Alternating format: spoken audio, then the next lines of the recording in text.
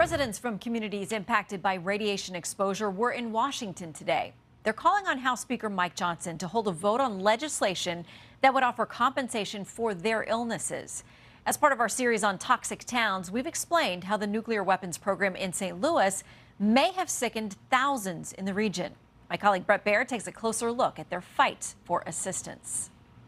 Thanks, Shannon. The Radiation Exposure Compensation Act expires next month. As we told you previously in our series, the bill passed the Senate earlier this year, but has yet to be considered in the House.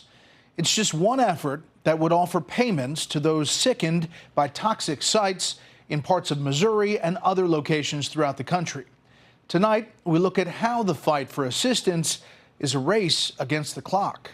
This Radiation Exposure Compensation Act that we're looking for there's no windfall for anybody. It's a drop in the bucket. Kim Vizentine is another former resident of Coldwater Creek and is fighting for compensation for very personal reasons. My son was born with a glioblastoma multiforme, and we were told that he was 1 in a million, that children just don't get this cancer. Zach had his first neurosurgery within a week.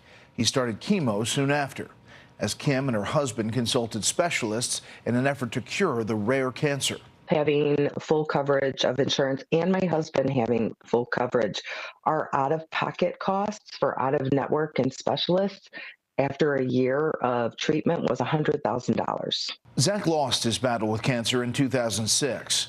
As Kim and her husband began to process that loss, she also began to ask why this happened to their son. It wasn't until years later with social media that I reconnected with a lot of great school friends and friends that I grew up with in the neighborhood. She started the group Coldwater Creek Just the Facts, Please, and began mapping reports of illnesses in the region. We're like, oh my God, all these illnesses are around the creek, and this is our common denominator, common link. But efforts to win compensation for their illnesses have faced hurdles.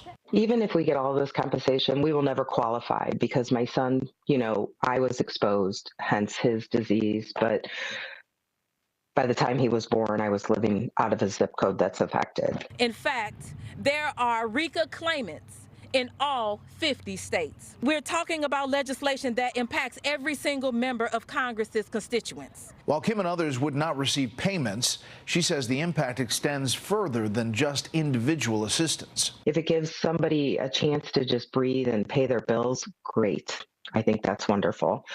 But beyond the restitution, if we are part of the Radiation Exposure Compensation Act, that opens us up to community grants and funding for the whole area. Do you know when the House will take up the bill or if President Biden would sign it if it gets through? I do know that the president would sign it, so all eyes are on the House now, Brett. I mean, the ball is in their court. Missouri Republican Senator Josh Hawley invited Dawn Chapman to this year's State of the Union address. We're pushing with everything we have because the truth is it's too late for us.